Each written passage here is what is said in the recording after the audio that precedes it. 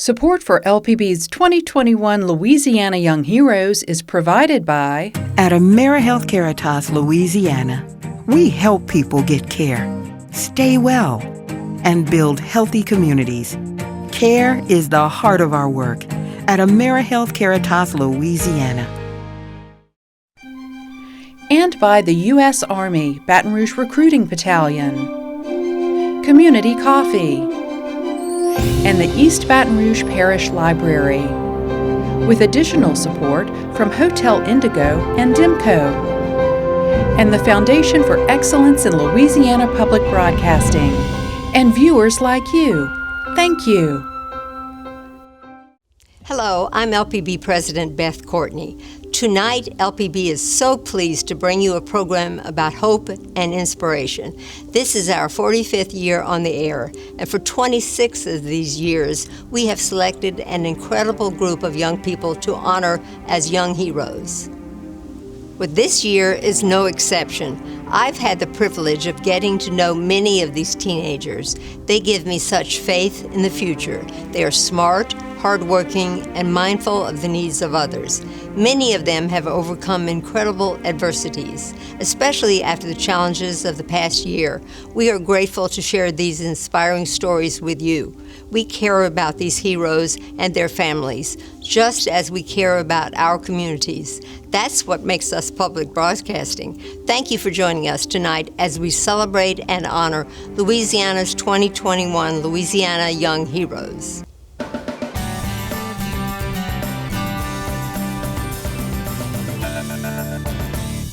Before anyone begins a hobby, it has to start with a spark. That spark could come from anything, a TV show or even a song. But for Lexi Davis, it was simple. That spark was her dad's love of food. My dad was like my best friend. We would cook together, and no matter how bad I messed up, he always seemed to push me through it. Pushing her through it is an understatement. Lexi's dad, George, inspired her. He's always been just my biggest supporter. He had a passion for food that was only rivaled by the love of his community, and he showed it in every catering event and volunteer mission. Giving back through food is one of the last things he and Lexi did together. His last catering event, which was in December, was the Saturday. It was the Friday or the Saturday after Christmas. And he asked if Catherine could come and assist him in that event. By 2020, those days of catering together would be a memory. George died on January 5th from diabetes-related complications. It was hard. It was really hard that past week. Every day he just went downhill, and just being able to be there with watching him pass away, it was really hard. Losing her dad left behind an ache, not just for him, but for the work they did together. And it started Davis on a mission to serve the community the best way she knew how. So she started cooking, but this time for people that were less fortunate. She started her own community meals program, Food for the Souls. And she even learned how to cook specifically for diabetics, like her late father and her Aunt Margaret. As a senior in high school, her actions made her a role model for kids in her culinary classes. One of my favorite photos of her is, you remember when we made when we made the 6-onion soup, and I have this just precious photo of Catherine holding her soup, kind of masked up, and she has, I guess it was around Thanksgiving, and she has a shirt on that says, "I'm thankful for my family." And I love that. I think that's a picture of Catherine that I'll have in my heart, in my mind forever. But Catherine's trademark is not a dish. It's just her spirit. It's her ability to unify people. Even during the pandemic, Lexi was trying to give back in her own way. She made her blessing bags with wipes, hand sanitizer, and even other cleaning products for the elderly. Her mother says her heart is swollen from her daughter's service to the community. She's a really humble child who's always looking to nurture something or somebody. And she's always looking to learn new things. And what's next for this high school senior? First up is college at Nicholls State. Her major is easy to guess. It's the culinary arts. And after that, her own catering business to continue her father's legacy. I know right now, I know the big things that I'm doing now. I know he's I know he'll be proud of me.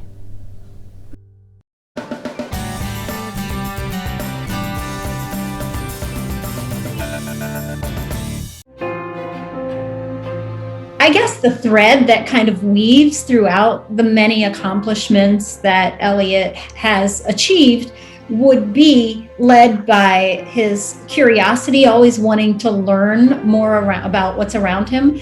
And also, he loves to be a problem solver.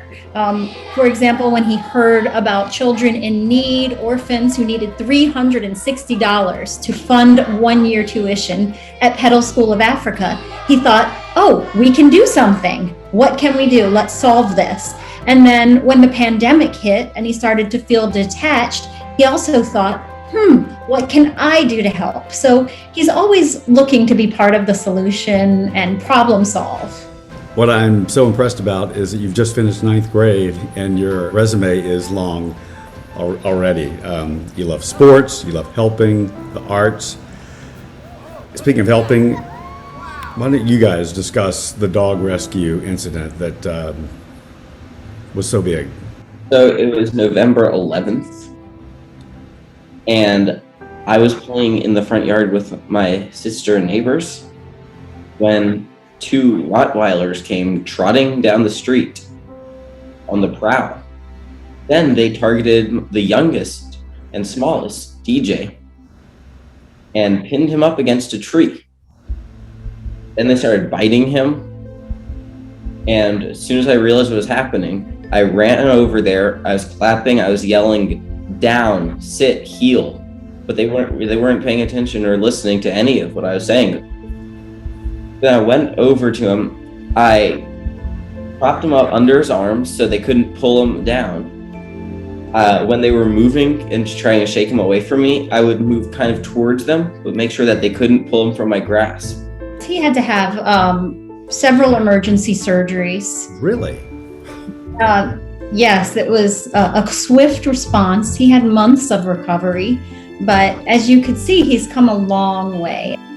What kind of a friend is he? He's an amazing friend that helps each other, and he loves us like we were family.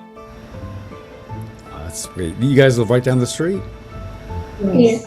Well, next to him. Elliot is and has always been a very optimistic child. His optimism really allows him to believe in others.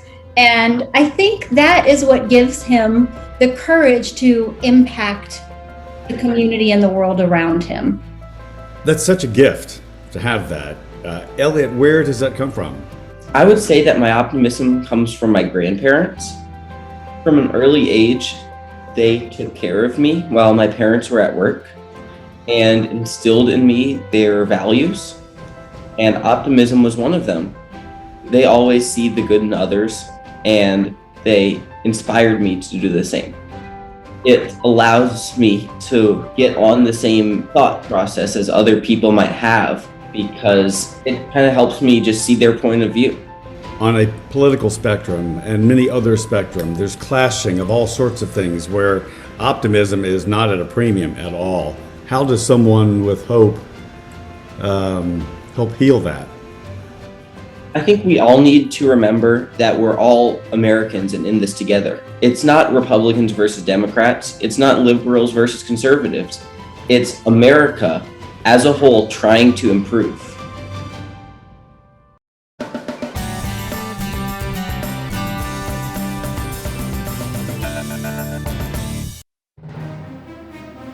At 4 years old, Jackson Cantrell was an explorer. He was Pirate Jean Lafitte on a mission to smuggle in goods. Or when he was feeling playful, he was Indiana Jones on a hunt for the Crystal Skull. I chalk it up to my mother showing me Indiana Jones when I was about 3 years old, so maybe a little bit too early, but I don't know, I've just always found it fascinating, and I'd come out to the park all the time when I was a kid. His mother, Leanne, says his imagination was endless, and history is what really made it spark. He asked to go to the Chalmette battlefield at the age of 4. Since then, when they opened the World War II Museum, he asked if we could please get a membership there. So from World War II back to the Battle of New Orleans to all sorts of other historical events. He's just really been interested. Cantrell was already an explorer in his own right, but this park, the Fontainebleau State Park in Mandeville, it was a whole new adventure to uncover, and it started with a conversation. Greyhawk Perkins, who would later be Jack's mentor, told him the history behind this land. The large oak trees and the brick ruins told a story that was hidden by time, a story Jack desperately wanted to understand. And he would. About maybe when I was 6 or 7 years old, I ran into one of the rangers here, Greyhawk Perkins, and we got to talking. I don't know, I've just always been a history buff, and he asked me, so Jack, what do you think was that Alley of Oaks was for, since Fontainebleau's famous for it?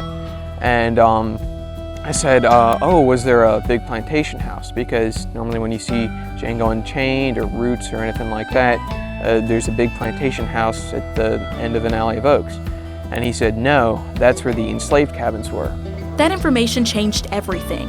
Jack thumbed through plantation records and census from the 1800s to learn everything about this place.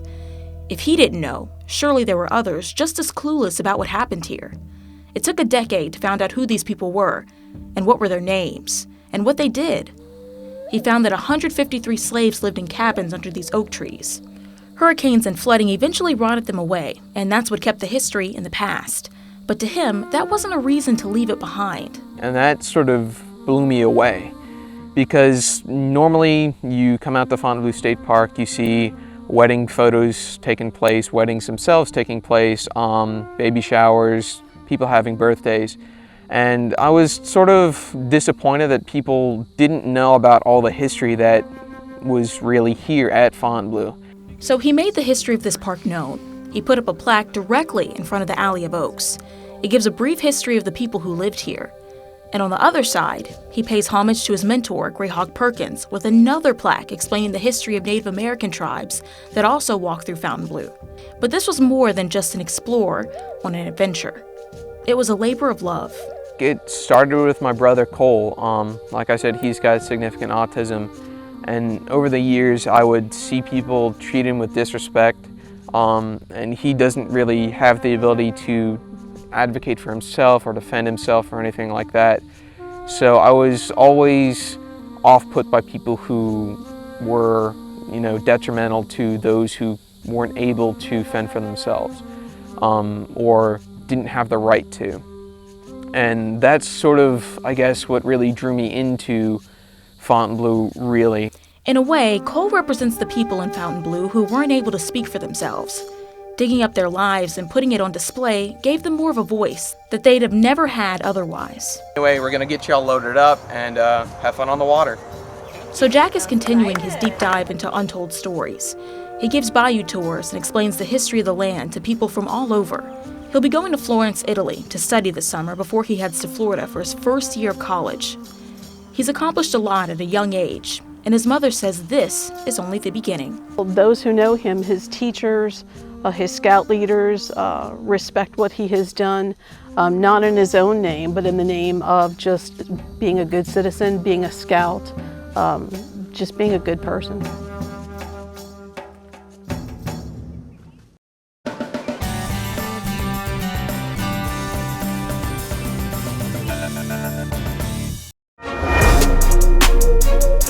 I'm the executive director of the Baton Rouge Youth Coalition, which is an after-school program that supports underserved students toward college and through college and beyond. All of our students have mentors. So through our one-to-one senior mentor program, I was paired with Ivory, and it took me a minute to get to know him, break through. I think he had his doubts about me, if I was for real or not. We met midway through your junior year and just kept at him, kept knocking at his door, and eventually kind of broke through. Me just knowing he always there for me, and from there, that's my guy. The goal of the program is to make sure that incredibly motivated students like Ivory, who are underserved, have the resources and the support that they need, that students who have students from affluent families have those sorts of resources in droves, and just wanting to make sure that those resource gaps are filled so they can succeed in the college process and pursue their dreams. What are those dreams? Be the first person to graduate from college in my family right now. That's like the first one. One of the things that we try to do with our students is expose them to the full range of schools and opportunities that they could be eligible for, even if maybe they haven't heard of them before. And so we're looking at schools that are not only schools where they're going to be incredibly academically and socio-emotionally successful, but also that are going to be able to make it financially viable for our students. And so Skidmore is one of the ones where that kind of hit that cross section. Like, give me more so like the pros, because I really wasn't even looking into it, to be honest. And then so he was like, you want to take a trip? And I was like, yeah. So we went. And then we went to looked at the campus, nice campus, not too big. And then like we had some conversations with some students, like nice students. Like everybody was so nice. And when he got in, they offered him a really, really robust scholarship package. He gave the introductory speech at his graduation. At their senior breakfast, he won 7 superlative awards, most likely to succeed, most, best school spirit. So he gives back to the Northeast community as a leader. I feel like I'm obligated to give back to them people and show them love and help them out. Trying to do stuff around the school, help the school out, spread positivity type of thing. It was like giving back within the school, help my people. He really sets a high standard for the rest of the school, which is a great school led by a great principal, Miss Shawana Ross. You could just see the way he is when he's in his element. He's just really well respected and well liked by his peers. I like shout out my mom. That's my superhero without a cape. He may not say this all the time, but he's always thinking about his future. He's always thinking about what he needs to be doing to put himself and his people, his family, and his closest friends in the best possible positions. And I'm not only proud of him because of his own achievements and his own progress and the fact that he secured a full academic scholarship to a top-notch school, but also because he represents many other young heroes, particularly young heroes of color, who are balancing the same kinds of responsibilities that Ivory is between his home duties, his school duties, his after-school duties, and just grinding. I mean, he just grinds. It's just humbling and impressive, honestly. These are not things that he thinks of as heroic, right? These are things that he's doing because it's family, because it's what you do. And he probably thought I was crazy when he found out that I nominated him for this, but I want him to know that I see, everything that he does. Again, it's not only about him, but so many other students who are doing these sorts of things, who are stepping up at home in really big ways. So it may be natural to him, but what's natural is actually exceptional. I think it is exceptional. I think when you think about even the time management that is required to balance being so supportive of home while being an excellent student, while being an excellent athlete, and an all-around kind of just boss around school, he just gets what he has to get done, and I think it's deserving of special commendation.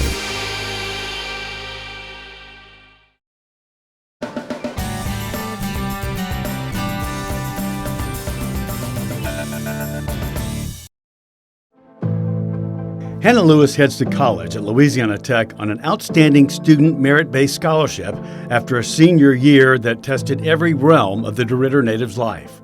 The coronavirus pandemic already meant her first semester would take place virtually, with all instruction online. But she also endured the death of her mother and 2 hurricanes that damaged her home. She's beautiful and lovely, and she's well-grounded, and she's active in her church, and she's she's got a strong faith, and she's been very strong for me this past year. Last year, I had a happy life. I had a family of 4, and we had this home and everything, and a hurricane came, and then my wife, her mother, suddenly and unexpectedly passed away, and then another hurricane came, and it was just the 3 of us. And I took that pretty hard, and she took it hard too, but she was very strong for me. She's been a big help for me this past year. It seems helping and being involved is just part of her DNA, including academic, civic, and community activities. After the storm, she helped with feed families with disaster relief programs and stuff like that, from handing out MREs to serving food and meals on the hot lunch line. We did that. There was about a week time where I was doing several of those events, but it's like, to me, that's just kind of normal life stuff. Like all of the events and school clubs and functions I was part of when I was at Maryville, those were available. there weren't a whole lot of extracurricular programs at Maryville. I mean, there were, but there wasn't necessarily a gifted program or anything like that. And so this past week, I was part of a local children's play that they do every summer, and that was a lot of fun. I've only ever gotten to do it one other year, but I was a senior, so it was really awkward because all the other seniors have done it for like 6 years. And it was a lot of fun. A lot of my friends are part of it, and it was storybook themed, and I got to be Dorothy from Wizard of Oz, and I got to make my own dress. I saw that. It was a lot of fun, but I woke up yesterday and was like, whoa, I don't have to go to the theater today. It was like a whole, like my whole past week was just totally different. She should have done it for 3 years, but it was canceled last year, you know, so she did 2019 and this year, so. She hasn't declared a major yet, but knows her ability to communicate her passions will be part of whatever she does. I like history, I like science, I like, Dad was talking about how I'm a fantasy reader or whatever, but I think that's a misrepresentation. I like to study Tolkien's writings about what fairy tales are, what their philosophies was, the philosophy of him and his other colleagues, C.S. Lewis, how they thought, children should be approached, how they thought children should be addressed, written about, what this means, how this connects to sort of their apologetics or their faith. It's just very interesting things that they wrote about. And I like to study that a lot. I think it's really, really interesting. But that's sort of the only branch of literature that I like to take a super deep dive into. Everything else is just kind of goes over my head. Yeah, but that clearly doesn't go over your head, and you have taken somewhat of a dive into it, so you can talk about it on a pretty deep level with pretty much anybody who's a scholar of it, it sounds like. I think she would be a great teacher. She says she doesn't want to be a teacher. I think she'd be a great teacher at the university. She'd be a great teacher of young children. I've seen her teach in church and Sunday school classes and Bible schools and things, and I think she would be a great teacher. I think storytelling is an incredibly powerful tool that we have, and I think it's one of the most important tools that we have. It's a sub-branch of how we communicate. Like, we communicate through speaking, through conversation, and through telling stories, and I think it's very, very powerful. So whatever I do with my life, with my career, I want to be telling people the stories of my friends, the stories of what they've gone through in their lives, the stories of how they've overcome things, the stories of what cultures from thousands of years ago meant to us. I think it's such a powerful thing. I want to use my passions to put smiles on people's faces, whether I do that through telling stories, whether I do that through building things, whether I do that through volunteer work. I think that's something that's incredibly important, and I think a little goes a long way.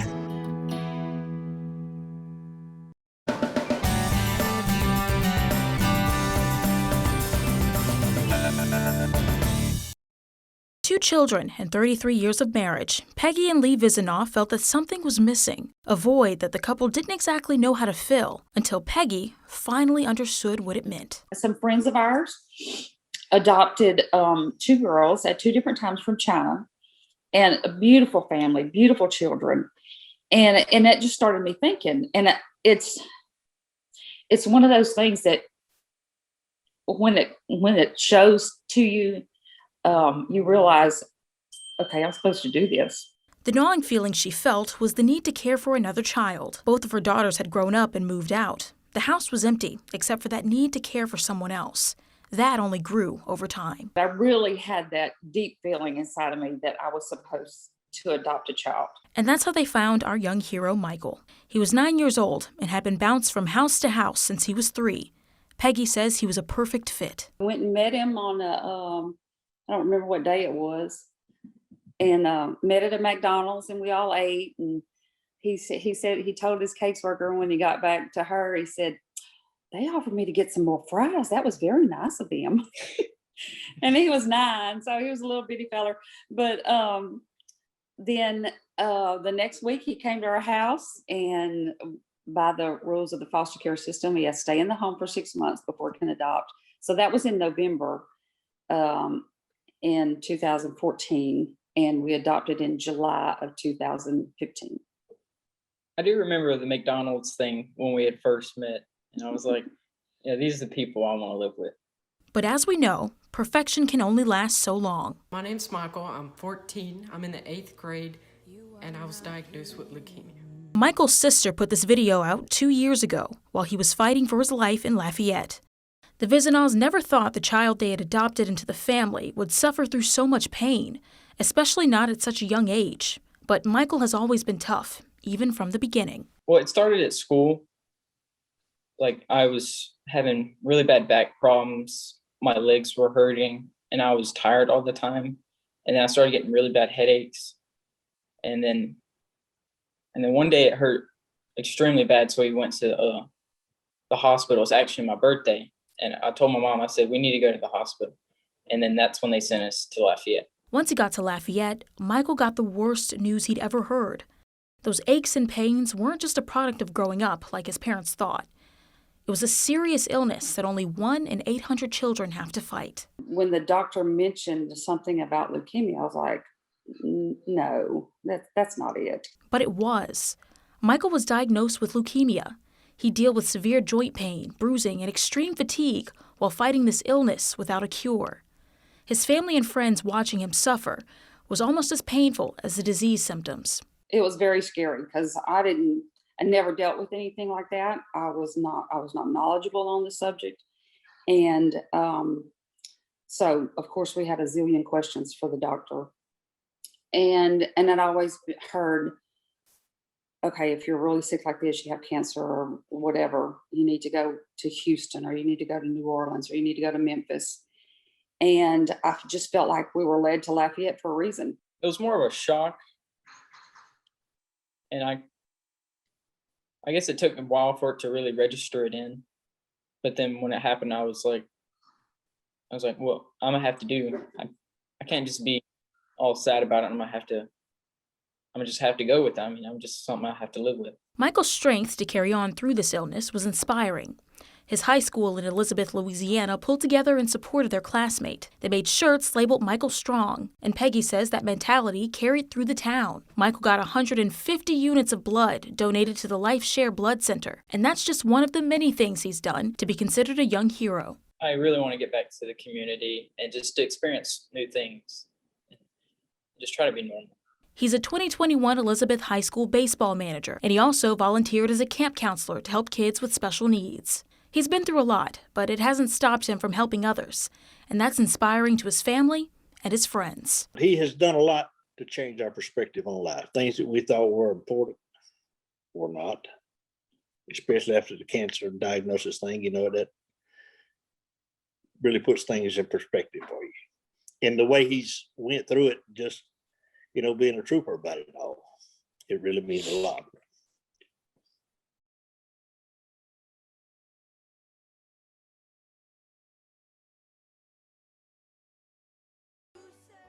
Hello, 2021 Louisiana Young Heroes. The governor and I are sending you a big congratulations. We are so proud of each of you for making a difference in your communities through your volunteer work, especially given the challenges of the past year.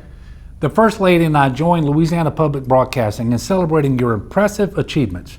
You're making a difference right where you are, and you're changing your communities for the better. Know that we are cheering you on and praying for your continued success as you embark on a new school year this fall. Thank you for your servant leadership. We have every confidence that you will continue to do great things for your neighbors and for the great state of Louisiana. Congratulations, Louisiana Young Heroes.